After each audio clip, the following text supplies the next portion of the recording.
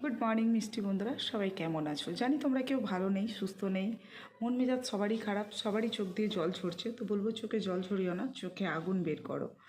আর দুদিনের ঘটনা বলে কেউ ভুলে যেও না। আমাদের একটাই চাহিদা, সেটা হচ্ছে দোষীদের শাস্তি পাওয়া। দোষীদের শাস্তি দিতে হবে। কেন আগামী দিন আজ ওই বোনটার সাথে ঘটেছে, কাল আমাদের সাথেও ঘটতে পারে, আমাদের পরিবারের সাথেও ঘটতে পারে।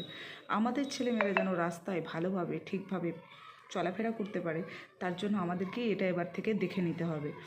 লোহাকে দেখেছো বন্ধুরা, লোহাকে কিভাবে আগুনে পুড়িয়ে শক্ত করে, সেরকমভাবে আমাদের ছেলে মেয়েদেরকেও সেভাবে তৈরি করতে হবে।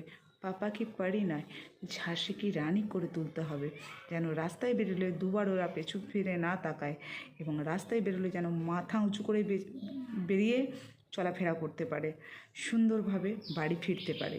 সেটা আমাদেরকেই দেখতে হবে। আমাদের সন্তান টাকা দিয়ে বিচার করে।